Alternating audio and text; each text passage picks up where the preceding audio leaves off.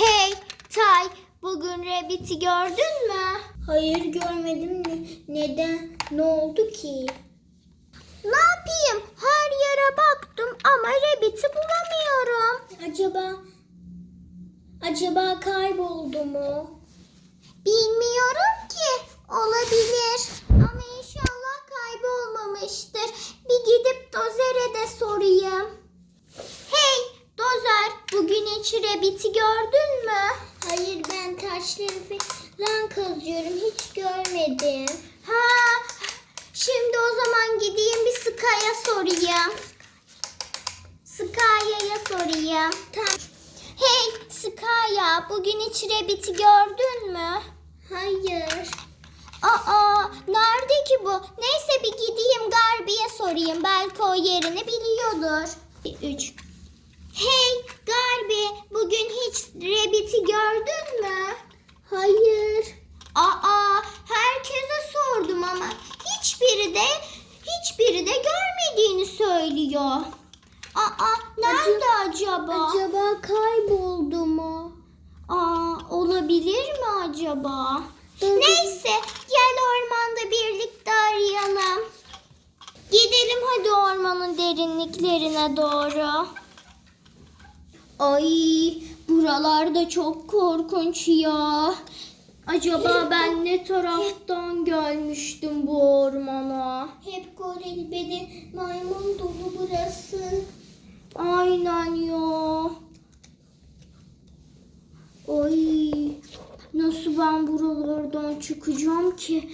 Ay, acaba Skaya ve Garby beni aramaya geliyor mudur? Ya da Tonton. Ay, gelsinler de kurtarsınlar beni buradan. Buralar çok korkunç. Acaba ben bir de Rabbit'in sesini mi duydum? Sanki ben de öyle duydum. Galiba tonton. Gel bir Skaya'yı falan çağırıp gidelim. Garby, ne yapıyorsunuz burada? Buldunuz mu Rabbit'i? Hayır, bulamadık ama aramaya gidiyoruz. Öyle mi? O zaman ben de geleceğim. Hadi gidelim. Bari şuraları ölçeyim biraz. Ay, ölçeyim şuraları şöyle. Oldu. Skaya, Garby, Rabbit buralarda. Sesini duydum. Ben de duydum Skaya.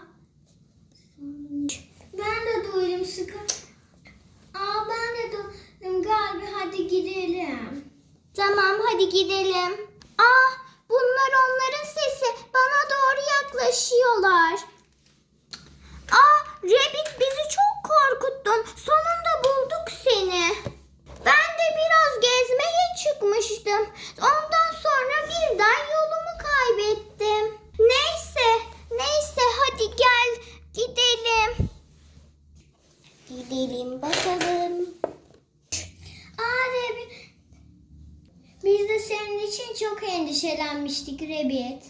Ay, sonunda geldin Rabbit. Seni çok merak ettik. Kayboldun.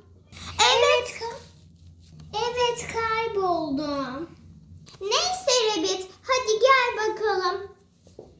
Biraz çalışalım, sen de